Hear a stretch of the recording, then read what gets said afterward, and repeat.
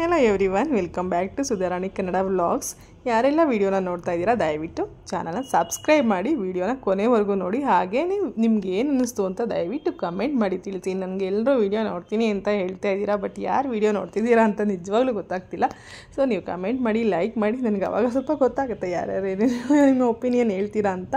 So ಇದು ಬುಧವಾರ ಮತ್ತು ಗುರುವಾರದ ವ್ಲಾಗ್ ಆಗಿರುತ್ತೆ. ನಾನು ಬುಧವಾರ ಬೆಳಿಗ್ಗೆ ಪೂಜೆನ ಹುಣ್ಣಿಮೆ ಇತ್ತಲ್ಲ, ಹಾಗಾಗಿ ಬೆಳಿಗ್ಗೆನೇ ಪೂಜೆ ಎಲ್ಲ ಮುಗಿಸ್ತಾ ಇದ್ದೀನಿ.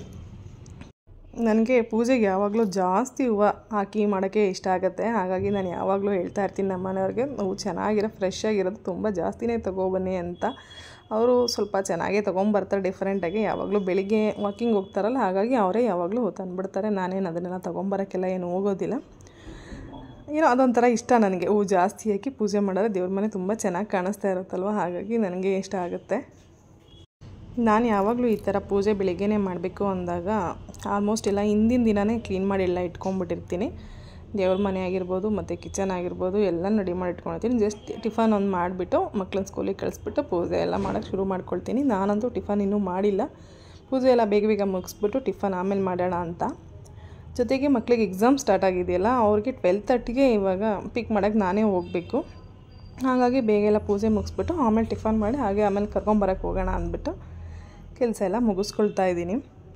ಇನ್ನು ನಮ್ಮದು ಮನೆ ದೇವ್ರು ಬಂದು ಮಲೆ ಮಹದೇಶ್ವರ ಸ್ವಾಮಿ. ನನಗಂತೂ ತುಂಬ ನಂಬಿಕೆ ಆ ದೇವ್ರ ಮೇಲೆ. ಹಾಗಾಗಿ ನಾವಂತೂ ಯಾವಾಗಲೂ ಸೋಮವಾರ ಅಂತೂ ಮಿಸ್ ಮಾಡೋದೇ ಇಲ್ಲ ಪೂಜೆ ಮಾಡೋಕ್ಕೆ. ನನಗಂತೂ ತುಂಬಾ ಇಷ್ಟ. ಸೋಮವಾರ ಅಂದರೆ ನಮ್ಮನೇಲಿ ಏನೋ ಒಂಥರ ಹಬ್ಬದ ವಾತಾವರಣ ಅಂತೂ ಇರುತ್ತೆ. ಈ ಸಾರಿ ಸೋಮವಾರ ಮಾಡಿಲ್ಲ, ಹುಣ್ಣಿಮೆ ಇತ್ತಲ್ಲ ಬುಧವಾರ, ಹಾಗಾಗಿ ಅವತ್ತೇ ಮಾಡೋಣ ಅಂದ್ಬಿಟ್ಟು ಒಂದೇ ಸಾರಿ ಎಲ್ಲ ದೇವ್ರ ಮನೆಯೆಲ್ಲ ಕ್ಲೀನ್ ಮಾಡಿಕೊಂಡು ರೆಡಿ ಮಾಡಿ ಇಟ್ಕೊಳ್ಳೋಣ ಅಂದ್ಬಿಟ್ಟು ಸೋಮವಾರನೇ ಎಲ್ಲ ಕ್ಲೀನ್ ಮಾಡಿ ಇಟ್ಕೊಂಡೆ. ಮತ್ತು ಮಂಗಳವಾರ ಎಲ್ಲ ತೆಗಿಬಾರ್ದಲ್ವ ಕಳಸ ಎಲ್ಲ, ಹಾಗಾಗಿ ಸೋಮವಾರ ರೆಡಿ ಮಾಡಿ ಇಟ್ಕೊಂಡೆ. ಮತ್ತು ಬುಧವಾರ ಬೆಳಿಗ್ಗೆ ಪೂಜೆ ಮಾಡ್ತಾಯಿದ್ದೀನಿ. ಪೂಜೆ ಎಲ್ಲ ಆದಮೇಲೆ ದೇವ್ರ ಮನೆ ನೋಡಿದ್ರೆ ಆ ದೇವ್ರನ್ನ ಫೋಟೋ ಎಲ್ಲ ನೋಡಿದಾಗ ಏನೋ ಒಂಥರ ಪಾಸಿಟಿವ್ ವೈಬ್ಸ್ ಅಂತ ಬರುತ್ತೆ ಅಲ್ವ. ನನಗಂತೂ ಅವತ್ತೆಲ್ಲ ಮನೆಯಲ್ಲಿ ಏನೋ ಒಂಥರ ಬ್ಲೆಸ್ಸಿಂಗ್ಸ್ ಅಂತ ತುಂಬಾ ಇಷ್ಟ ಆಗುತ್ತೆ. ಸೋಮವಾರ ಶುಕ್ರವಾರ 2 ವಾರಗಳು ನನಗೆ ತುಂಬಾ ಇಷ್ಟ. ಯಾವಾಗಲೂ ನಾವು ರೆಗ್ಯುಲರಾಗಿ ಆ ವಾರಗಳಲ್ಲಂತೂ ಪೂಜೆ ಮಾಡಿದೆ ಮಿಸ್ ಮಾಡೋದೇ ಇಲ್ಲ. ಜೊತೆಗೆ ಗುರುವಾರ ಕೂಡ ನಾನು ಮಾಡ್ತೀನಿ. ನನಗೆ ರಾಘವೇಂದ್ರ ಸ್ವಾಮಿ ಮತ್ತು ಸಾಯಿಬಾಬಾ ಟೆಂಪಲ್ಗೆ ಹೋಗೋ ಅಭ್ಯಾಸ ಕೂಡ ಇದೆ. ಹಾಗಾಗಿ ಅವತ್ತು ಕೂಡ ಪೂಜೆನ ಮಾಡ್ತೀನಿ ನಾನು. ಆಮೇಲೆ ಪೂಜೆ ಎಲ್ಲ ಮುಗಿಸ್ಕೊಂಡು ನಾನು ಮಕ್ಳಿಗೆ ಕರ್ಕೊಬರೋಣ ಅಂದ್ಬಿಟ್ಟು ಹೊರಟೆ. ತುಂಬಾ ಬಿಸಿಲು ಇವಾಗಂತೂ ಅಲ್ವಾ, ಹೊರಗಡೆ ಹೋಗೋಕ್ಕೆ ಒಂಥರ ಭಯ ಆಗುತ್ತೆ, ಅಷ್ಟು ಬಿಸಿಲಿತ್ತು. ಪೂಜೆ ಕರ್ಕೊಂಡು ಬಂದಮೇಲೆ ಸಾಯಂಕಾಲ ಮಕ್ಕಳಿಗೆ ಅವತ್ತು ಏನೋ ಹಾಲು ಬೇಡಮ್ಮ ಇವತ್ತು ಅಂತ ಹೇಳಿದ್ರು. ಹಾಗಾಗಿ ಮನೆಯಲ್ಲಿ ಹಣ್ಣಿತ್ತಲ್ಲ ಸ್ವಲ್ಪ, ಅದನ್ನೇ ಜ್ಯೂಸ್ ಮಾಡಿಕೊಡೋಣ ಅಂದ್ಬಿಟ್ಟು ಮೋಸಂಬಿ ಎಲ್ಲ ಬಿಡಿಸ್ಕೊಳ್ತಾ ಇದ್ದೆ. ನನ್ನ ಮಗನ ಮೋಸಂಬಿ ಜ್ಯೂಸ್ ಅಂದರೆ ತುಂಬಾ ಇಷ್ಟ. ಅದರಲ್ಲೂ ಈಗಂತೂ ತುಂಬ ಬಿಸಿಲಿರೋದ್ರಿಂದ ಹಾಲು, ಕಾಫಿ, ಟೀ ಇವೆಲ್ಲ ಕುಡಿಯೋ ಬದಲು ಜ್ಯೂಸ್ ಬೆಟರ್ ಅಂತ ಅನಿಸುತ್ತೆ. ಹಾಗಾಗಿ 3 ಜನಕ್ಕೂ ಜ್ಯೂಸೇ ಮಾಡೋಣ ಅಂದ್ಬಿಟ್ಟು ಮಾಡ್ತಾಯಿದ್ದೆ. ಚೆನ್ನಾಗಾಗಿತ್ತು ಮೋಸಂಬಿ ಜ್ಯೂಸು, ತುಂಬ ಇಷ್ಟಪಟ್ಟು ಕುಡಿದ್ರು ಕೂಡ ಇಬ್ಬರೂ. ನಾನು ಮೋಸಂಬಿ ಜ್ಯೂಸ್ ಮಾಡೋಕ್ಕೆ ಸ್ವಲ್ಪ ನೀರು ಹಾಕ್ಕೊಂಡಿದ್ದೆ ಅಷ್ಟೇ. ಅದು ಬಿಟ್ಟರೆ ಶುಗರ್ ಮತ್ತು ಅವೆಲ್ಲ ಏನೂ ಆ್ಯಡ್ ಮಾಡಲ್ಲ ನಾನು. ಹಣ್ಣು ಹೇಗಿರುತ್ತೋ ಆ ಹಣ್ಣು ಗ್ರೈಂಡ್ ಮಾಡಿ ಅದನ್ನು ಸೋದಿಸ್ಬಿಟ್ಟು ಹಾಗೆ ಕೊಡ್ತೀನಿ. ಶುಗರೆಲ್ಲ ಅಭ್ಯಾಸ ಮಾಡಿಸೇ ಇಲ್ಲ ಮಕ್ಕಳಿಗೆ. ಅದನ್ನು ಹಾಕಿದ್ರೆ ಅದೇ ಅಭ್ಯಾಸ ಆಗಿಬಿಡ್ತಾರೆ ಅಂದ್ಬಿಟ್ಟು ನಾನು ಹಾಗೆ ಕೊಡೋಕ್ಕೆ ಸ್ಟಾರ್ಟ್ ಮಾಡಿಕೊಂಡೆ. ಮತ್ತು ಬೇರೆ ಮಿಲ್ಕ್ ಶೇಕ್ಗಳು ಮಾಡಿದಾಗ ಸ್ವಲ್ಪ ಶುಗರ್ ಹಾಕಿರ್ತೀನಿ. ಈ ಥರ ಮೋಸಂಬಿ ಆರೆಂಜ್ ಜ್ಯೂಸ್ ಎಲ್ಲ ಮಾಡಿದಾಗ ಏನಿಲ್ಲ, ಹಣ್ಣು ಹೇಗಿರುತ್ತೋ ಅದನ್ನೇ ರುಬ್ಬಿಟ್ಟು ಅದನ್ನು ಸೋದ್ಬಿಟ್ಟು ಕೊಡ್ತೀನಿ. ನಾವು ಚಿಕ್ಕದ್ರಿಂದನೇ ಅಭ್ಯಾಸ ಮಾಡಿಸಿರೋದ್ರಿಂದ ನಮ್ಮ ಮನೇಲಿ ಮಕ್ಕಳು ಜ್ಯೂಸ್ ಮತ್ತು ಇವೆಲ್ಲ ಹಾಲನ್ನೆಲ್ಲ ಏನೋ ಬೇಡ ಅಂತ ಏನು ಹೇಳೋದಿಲ್ಲ. ನಾವೇನೋ ಯಾವಾಗ ಕೊಟ್ಟರು ಕೂಡ ಕುಡಿತಾರೆ ಅವರು.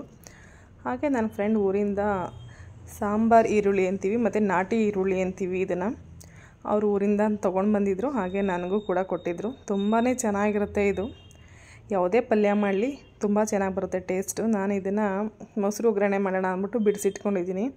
ನನಗಂತೂ ಮೊಸರು ಮಜ್ಜಿಗೆಗೆ ಈ ಥರ ಈರುಳ್ಳಿನ ಬಿಡಿಸಿ ಹಾಕ್ಕೊಂಡು ತಿನ್ನೋದು ತುಂಬ ಇಷ್ಟ. ಸೊಪ್ಪಿನ ಪಲ್ಯಕ್ಕೂ ಸ್ವಲ್ಪ ಮತ್ತು ಮೊಸರು ಒಗ್ಗರಣೆ ಮಾಡೋಕ್ಕೆ ಸ್ವಲ್ಪ ಅಂದ್ಬಿಟ್ಟು ಬಿಡಿಸ್ದೆ. ಸುಮಾರು ಹೊತ್ತಾಯ್ತು ಅದು ಬಿಡಿಸೋದು. ನಾವೆಲ್ಲ ಏನು ಮಾಡ್ತೀವಿ ಅಂದರೆ ಇದು ಬಿಡಿಸೋದು ಲೇಟ್ ಆಗುತ್ತೆ ಅಂದ್ಬಿಟ್ಟು ಸ್ವಲ್ಪ ಅವಾಯ್ಡ್ ಮಾಡ್ತೀವಿ. ಮನೆಯಲ್ಲಿ ಇದ್ರೂ ಮಾಮೂಲಿ ದಪ್ಪ ಈರುಳ್ಳಿ ಕಟ್ ಮಾಡಿ ಹಾಕ್ಬಿಡೋಣ ಬೇಗ ಆಗುತ್ತೆ ಅಂತ ಅಂದ್ಕೊಳ್ತೀವಿ. ಬಟ್ ಇದನ್ನು ಸ್ವಲ್ಪ ಬಿಡಿಸೋದು ಕಷ್ಟ ಅಂತ ಅನಿಸಿದ್ರೂ ಕೂಡ ಅದನ್ನು ಹಾಕಿ ನೋಡಿ, ತುಂಬಾ ಟೇಸ್ಟ್ ಚೆನ್ನಾಗಿರುತ್ತೆ. ಮೊಸರು ಒಗ್ಗರಣೆ ಆಗಿರ್ಬೋದು ಮತ್ತು ಪಲ್ಯಗಳಿರ್ಬೋದು, ತುಂಬ ಏನಕ್ಕೆ ಹಾಕಿದ್ರೂ ಕೂಡ ತುಂಬ ಚೆನ್ನಾಗಿರುತ್ತೆ ಆ ಈರುಳ್ಳಿ. ಇದು ನೆಕ್ಸ್ಟ್ ಡೇ ಥರ್ಸ್ಡೇ ಬೆಳಿಗ್ಗೆ ಏನಕ್ಕಪ್ಪ ಲಗೇಜ್ ಎಲ್ಲ ಪ್ಯಾಕ್ ಮಾಡ್ತಾಯಿದ್ದೀನಿ ಅಂದ್ಕೊಂಡ್ರೆ, ನನ್ನ ಮಗ ಇವತ್ತು ಫಸ್ಟ್ ಟೈಮ್ ಸ್ಪೋರ್ಟ್ಸ್ಗೆ ಅಂತ ಕಲಬುರ್ಗಿಗೆ ಹೋಗ್ತಾ ಇದ್ದಾನೆ. ನಾನು ಯಾವತ್ತೂ ಕೂಡ ಅವನನ್ನು ಬಿಟ್ಟಿರಲಿಲ್ಲ. ಅಮ್ಮನ ಮನೇಲೇ ಇರ್ತಾಯಿದ್ದ. ಅಲ್ಲಿ ಅಮ್ಮ ನೋಡ್ಕೊಳ್ತಾರಲ್ಲ ಅಂತ ನಾನು ಆರಾಮಾಗಿರ್ತಾಯಿದ್ದೆ. ನನಗೇನು ಟೆನ್ಷನ್ ಆಗ್ತಿರಲಿಲ್ಲ. ಇವಾಗ ನನಗೆ ಕಲಬುರ್ಗಿ ತುಂಬ ದೂರ ಬೇರೆ ಅಲ್ವಾ, ಅವನು ಒಬ್ಬನೇ ಕಳ್ಸೋಕ್ಕೆ ತುಂಬಾ ಭಯ ಬೇರೆ ಆಗ್ತಾಯಿತ್ತು. ನಾನು ಬೇಡ ಅಂತಲೇ ಹೇಳಿದೆ, ಆದರೆ ಅವನು ಒಪ್ಪಿಲ್ಲ. ನಾನು ಸ್ಪೋರ್ಟ್ಸ್ಗೆ ಹೋಗಲೇಬೇಕು, ನಾನು 2 ಮಂತ್ಸಿಂದ ಪ್ರಾಕ್ಟೀಸ್ ಮಾಡಿದ್ದೀನಿ, ನನಗೆ ಬೇಜಾರಾಗುತ್ತೆ ಅಂದ್ಬಿಟ್ಟು ತುಂಬ ಫೋರ್ಸ್ ಮಾಡ್ದೆ. ಸರಿ ಅಂದ್ಬಿಟ್ಟು ಹೋಗಿ ಬರಲಿ ಅಂದ್ಬಿಟ್ಟು 3 ಡೇಸ್ ಬೇರೆ ಇತ್ತು. ನನಗೆ 3 ಡೇಸ್ ಎಲ್ಲ ಹೆಂಗಪ್ಪ ಇರೋದು ಅಂತ ಅನ್ನಿಸ್ತಾ ಇದೆ. ಹೋಗೋ ದಿನ ಎಲ್ಲ ನನಗೆ ಲಗೇಜ್ ಪ್ಯಾಕ್ ಮಾಡೋಕ್ಕೆ ಇಷ್ಟನೇ ಇರಲಿಲ್ಲ. ಅವನೇ ಫೋರ್ಸ್ ಮಾಡಿ ಅದನ್ನು ಹಾಕಿ ಇದನ್ನು ಹಾಕಿ ಅದನ್ನು ತಂದ್ಕೊಡೋದು ಇದನ್ನು ತಂದ್ಕೊಡೋದು ಎಲ್ಲ ನನ್ನ ಹತ್ರ ತಂದ್ಕೊಡ್ತಾಯಿದ್ದ. ಅಮ್ಮ ಇದನ್ನು ಹಾಕಿ ಅಂತ. ಅವನಿಗೆ ಹಾಕೊಳ್ಳೋಕ್ಕೂ ಬರಲ್ವಲ್ಲ, ನಾನೇ ಹಾಕ್ಬೇಕಲ್ಲ, ಇನ್ನೇನು ಮಾಡೋದು ಅಂದ್ಬಿಟ್ಟು ಎಲ್ಲ ನೀಟಾಗಿ ಜೋಡಿಸ್ಕೊಡ್ತಾಯಿದ್ದೆ. ಕಲಬುರ್ಗಿಗೆ ನೈಟ್ 9 ಗಂಟೆಗೆ ಟ್ರೈನ್ ಇತ್ತು. ನಾವು ಸ್ಕೂಲಿಗೆ ಅವ್ರನ್ನ ಒಂದು 6:30ಗೆ ಅಲ್ಲಿ ಬಿಡಬೇಕಾಗಿತ್ತು. ಟೀಚರ್ಸ್ ಎಲ್ಲ ಹೇಳಿದರು, ಅಲ್ಲಿ ಕರ್ಕೊಂಡು ಸ್ಕೂಲ್ ಹತ್ರ ಬಿಡಿ ಸಾಕು, ನಾವು ಅಲ್ಲಿಂದ ಪಿಕ್ ಮಾಡಿ ಕರ್ಕೊಂಡು ಹೋಗ್ತೀವಿ ಅವ್ರನ್ನ ಸ್ಟೇಷನ್ಗೆ, ರೈಲ್ವೆ ಸ್ಟೇಷನ್ಗೆ ಅಂತ. ಹಾಗಾಗಿ ನಾನು ಒಂದು ಬಟ್ಟೆ ಎಲ್ಲ ಪ್ಯಾಕ್ ಮಾಡ್ತಾಯಿದ್ದೀನಿ. ಮ್ಯಾಚು ಗೆದ್ಬಾ ಅಂತ ಹೇಳ್ತಾಯಿದ್ದೆ ನಾನು ಅವನಿಗೆ, ಬಟ್ ಗೆಲ್ತಾನೋ ಬೀಳ್ತಾನೋ ಅವನು ಹೋಗ್ತಿರೋದೆ ನನಗೆ ಒಂದು ಕಡೆ ಪಾರ್ಟಿಸಿಪೇಟ್ ಮಾಡ್ತಿರೋದು ಖುಷಿನೇ. ಆದರೆ 3 ದಿನ ನನ್ನ ಮಗನ ಬಿಟ್ಬಿಟ್ಟು ಜೊತೆಗೆ ಒಬ್ಬರನ್ನೇ ಇಂಡಿಪೆಂಡೆಂಟಾಗಿ ಅವನು ಹೋಗ್ತಾ ಇರೋದು ಇದೇ ಫಸ್ಟು. ಅಮ್ಮನ ಮೇಲೆ ಇರ್ತಿದ್ದ, ಇಲ್ಲ ನಮ್ಮ ಮೇಲೆ ಇರ್ತಿದ್ದ. ಅದು ಬಿಟ್ಟು ಇನ್ನೆಲ್ಲೂ ಯಾರ ಮನೇಲೂ ಅವನು ಒಬ್ಬನೇ ಇದ್ದಿದ್ದಿಲ್ವೇ ಇಲ್ಲ. ಬಟ್ ಈಗ ಸ್ವಲ್ಪ ಪರವಾಗಿಲ್ಲ, 7th ಓದ್ತಿದ್ದಾನಲ್ಲ, ನಾನು ಇರ್ತೀನಿ ಅಂತ ಅವನೇ ಧೈರ್ಯ ಮಾಡಿ ಹೋಗ್ತಾ ಇದ್ದಾನೆ. ಅವನ ಜೊತೆಗೆ ಫ್ರೆಂಡ್ಸ್ ಕೂಡ ಇದ್ದಾರೆ, ಅವರು ಹೇಳಿದ್ರು ಕಳಿಸಿ ಆಂಟಿ ನಾವು ಹೋಗ್ತಿದ್ದೀವಲ್ವ, ನಮಗೂ ಜೊತೆಗೆ ಬೇಕಲ್ವ ಅಂತ. ಸರಿ ಇನ್ನೇನು ಮಾಡೋದು, ಹೋಗ್ಬಿಟ್ಟು ಬರಪ್ಪ ಅಂದ್ಬಿಟ್ಟು ಅವ್ನ ಲಗೇಜ್ ಎಲ್ಲ ಪ್ಯಾಕ್ ಮಾಡ್ತಾಯಿದ್ದೀನಿ.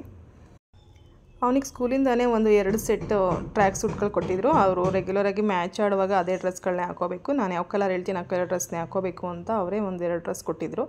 ಅದ್ರ ಜೊತೆಗೆ ನಾನೊಂದು ಕಲರ್ ಡ್ರೆಸ್ಗಳೊಂದು 3 ಸೆಟ್ನ ಹಾಕಿದ್ದೀನಿ.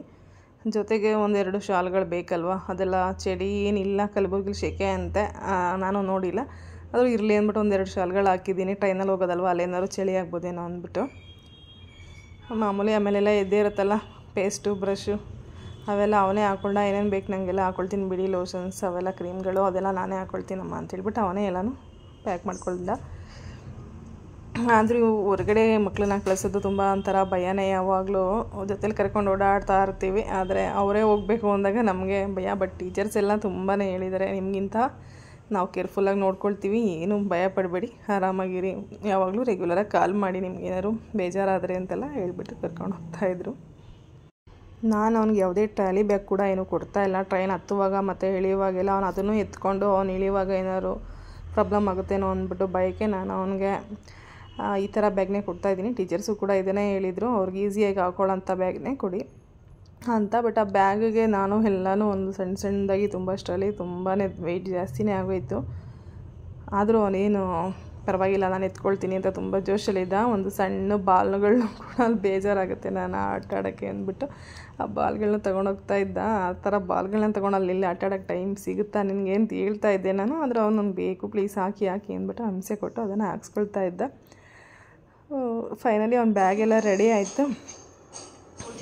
ಹೊರಡುವಾಗ ನನಗೆ ಕರ್ಕೊಂಡೋಗಿ ಬಿಡುವಾಗ ಸಿಕ್ಕಾಬಟ್ಟೆ ಫೀಲ್ ಆಗ್ತಾಯಿತ್ತು, ಏನಪ್ಪ ಮಾಡೋದು ಅಂತ. ಬಟ್ ಅವನಿಗಂತೂ ತುಂಬಾ ಖುಷಿ, ಹೋಗಬೇಕು ನನ್ನ ಫ್ರೆಂಡ್ಸ್ ಎಲ್ಲ ಬರ್ತಾರೆ, ಎಂಜಾಯ್ ಮಾಡ್ತೀನಿ. ಅವನೊಂದು ಸ್ಪೋರ್ಟ್ಸ್ಗೆ ಹೋಗ್ತಾ ಇದ್ದೀನಿ ಅನ್ನೋದಕ್ಕಿಂತ ಹೋಗ್ತಾ ಇದ್ದೀನಿ ಅನ್ನೋ ಥರನೇ ಪ್ಲ್ಯಾನ್ ಮಾಡ್ಕೊಂಡು ವೇಟ್ ಜಾಸ್ತಿ ಇದೆಯಾ, ಇನ್ನ 2 ಬಾಟಲ್ ನೀರು ಹಾಕಬೇಕು. ಕೂಡ ಆಗೈತೆ ಅವನಿಗೆ, ಒಂದು ಟ್ರಿಪ್ ಹೋಗ್ತಾ ಇದ್ದೀನಿ ಅನ್ನೋ ಥರನೇ. ಅವೆಲ್ಲ ಹಾಕಬೇಡ ಬಿಡು, ಹಿಂದೆ ಗಾಡಿ ಮೇಲೆ ಇಟ್ಕೊಳ್ಳಂತೆ.